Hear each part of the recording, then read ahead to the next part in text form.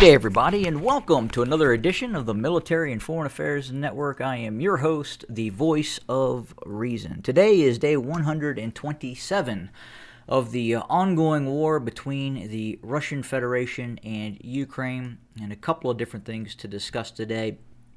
So first, as everybody has probably heard on mainstream media, it would appear that Russia has withdrawn its forces from Snake Island. That is this locale you can see here on the map. The island, about a 40-acre piece of dirt and rock of, I would say, not major strategic value, because a lot of what Russia would have to do in terms of blockade and other maybe surveillance operations can be done with naval assets in the region. Now, obviously, it would have been better to hold on to Snake Island for the Russians. However, given its proximity to the Ukrainian coastline and very, very close to the air defense capacity of the Ukrainian state, it was very, very difficult for Russian forces to maintain its forces on that island. The big issue for the Russians is that if tactical air assets were to fly and try to negate some of the systems that the Ukrainians have been using to pummel Snake Island, everything from harpoons to their own indigenous surface-to-surface missiles, long-range rocket systems. There has even been reports of even more advanced systems being utilized by the Ukrainians against Snake Island. And again, really, what the Russians would have to have done to secure Snake Island long term is maintain air supremacy over this quadrant running south of Odessa towards the Romanian border. Now, the problem is the Ukrainians were being given real-time intelligence information by the North Atlantic Treaty Organization, specifically the United States, in terms of its ability to monitor Russian activity and then in almost real time then relay that information to Ukrainian forces. And then those forces were able to strike, whether it be a ship or aircraft or what have you that was operating within the vicinity of Snake Island. That was really hampering Russian efforts. And then again, compounding that, if Russia were to launch, say, Su-34s or fullbacks or Su-24s against targets along the coast, the air defense network that the Ukrainians possess have been fairly effective in shooting down Russian aircraft in terms of the density that the air defense network for the Ukrainians is in this area. And that's, again, what's made it more and more difficult for the Russians. And obviously, the Ukrainians have been able to use the Bayraktar drones in this area, whereas this is an area where Russian air defense is not as dense as some other areas of the conflict, such as in the east. You really kind of have open water, and the air defense network, which is relatively primitive on Snake Island, is just didn't have the capability to continually engage these Ukrainian systems. So, given the tempo of operations by the Ukrainians against Snake Island, obviously the Russians are saying that it was some sort of a goodwill gesture. I think I'd seen that come across one of the headlines, but. Be that as it may, the island was getting pummeled. You can see video evidence of the island being hit by a multitude of Ukrainian systems, almost daily sometimes. And it was probably a prudent tactical decision for the Russians to pull out of that area, given that those troops stationed on that island, whether they're air defense, naval personnel, what have you, are probably taking casualties. And we don't know what the underground infrastructure of that island looks like, even if it even has something like that on that island. But in other news, we have seen Russian forces now sever the main Bakhmut to Lysychansk highway.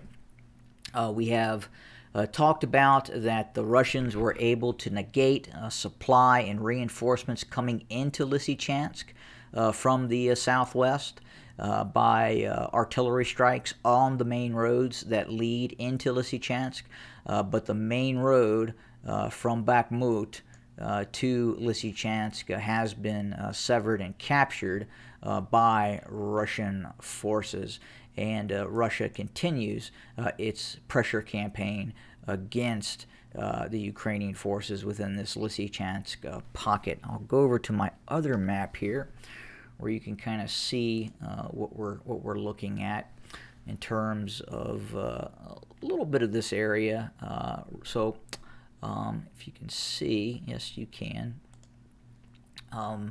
We're kind of in the central sector, running from Zaporizhia up to Sloviansk and Kramatorsk, and you can clearly see the redundant defensive lines being put in by Ukrainian forces that are going to eventually run along, or are running along, the main M3 highway. But if you look down here closer towards Zaporizhia, you'll notice that, at least in terms of the reporting of this tactical map, it indicates Ukrainian forces in this area are somewhat sparse. As we get closer to Donetsk, obviously we have the 1st Tank Brigade, 59th Motorized Rifle Brigade, 53rd Mechanized Brigade, 23rd National Guard Brigade, 54th Mechanized Brigade, again running from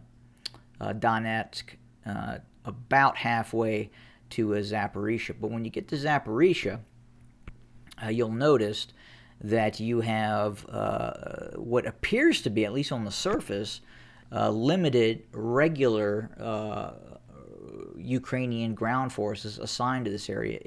In all probability, these are territorial defense forces.